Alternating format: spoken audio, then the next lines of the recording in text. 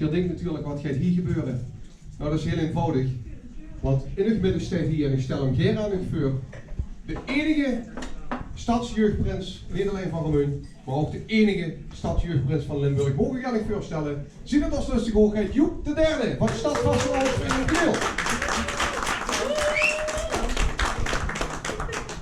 Ja, en dan draaien we ons even om naar Mout.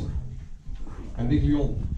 Hier zijn die niet zomaar gekomen, want hier dag dat hij een sponsorfilm opgenomen was weer. Want, lieve mensen, sinds Leon samen met Mout Koetwater zijn van deze prachtige zaak, ja, een herten niet in de binnenstad van Remun, maar dat maakt gaan niet uit. Ze dragen de Nuil en weer een hert toe en zijn ze ook direct zakelijk partner en sponsor van de Nuil geworden. En daar zijn we heel dankbaar voor. Maar we komen niet voor een film op te nemen.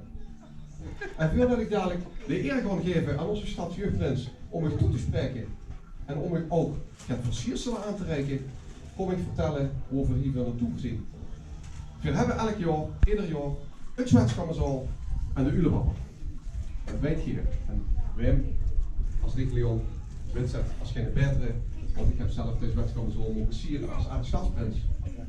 Maar één advertentie in het Zwetskammerzaal werd ieder jaar door de sponsorcommissie van de Nuil uitgekozen als schoonste advertentie in het Zwetskammerzaal.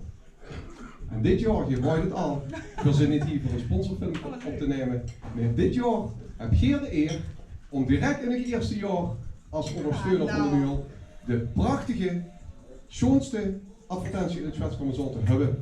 En daarvoor gaan we ook dadelijk, en dat kan ik niet doen, maar dat gaat onze stadsjeugdprins doen, de Zwetsbeker uit te reiken. Want, beste mensen, degene die het schoonste advertentiemateriaal aanlevert, die krijgt de Zwetsbeker.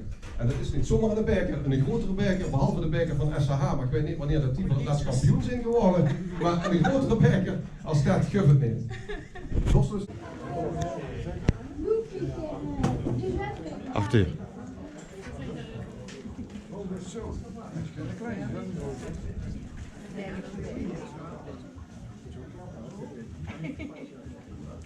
Nou, Kijk eens toch. Even een groot applaus. dankjewel.